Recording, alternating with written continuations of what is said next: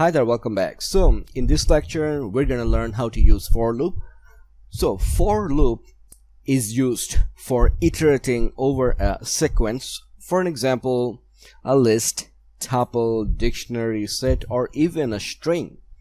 Well, for loop does not require an indexing variable to be set overhand.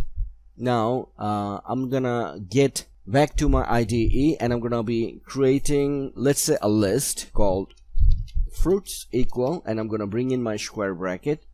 And I hope you can remember that we use square bracket to create a list. Now I'm gonna get inside my square bracket, add single quote, I'm gonna type apple, then add a comma, add single quote, I'm gonna type lime, then add a comma, single quote, lemon, then add a comma, single quote, cherry. And that's my list of fruits. Now I'm gonna hit enter and I'm gonna call my for loop, and this is how you would want to do it.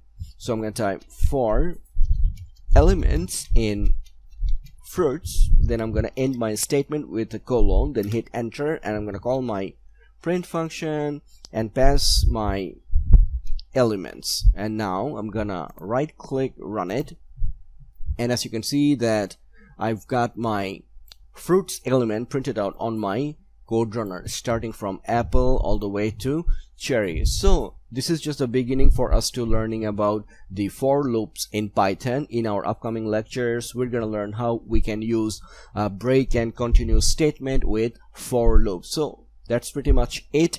I'm gonna wrap this up here. I hope this has been informative and you've learned some valuable lesson. I'll see you in the next lecture. Thanks, bye.